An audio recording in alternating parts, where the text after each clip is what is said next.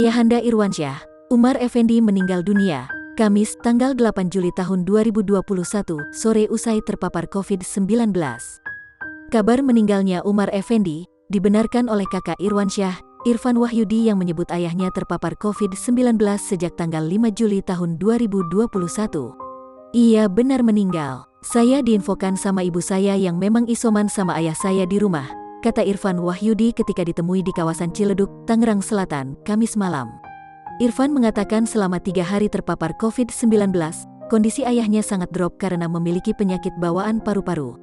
Beliau memang selama isoman menggunakan oksigen buat bantu pernafasan. Sakitnya tuh paru-paru sudah parah juga, ucapnya. Kata mama sih dia kadang suka gak mau pakai oksigen. Jadi saturasi oksigennya naik turun, tambahnya. Irfan menceritakan riwayat penyakit dari Umar, yang juga ayahanda Irwansyah. Sebelum meninggal, sang ayah sempat dirawat di rumah sakit karena paru-parunya bolong. Sebelum COVID-19 memang dia sudah sesak nafas. Pernah dirawat di rumah sakit pas tahun 2020 lah, karena paru-parunya bolong, jelasnya. Irfan memastikan keluarga, termasuk Irwansyah sudah ikhlas ditinggal pergi Umar Effendi, orang tua mereka untuk selama-lamanya. Umar Effendi, ayahanda Irwansyah dimakamkan di TPU Jombang Rawalele, Tangerang Selatan, Kamis malam.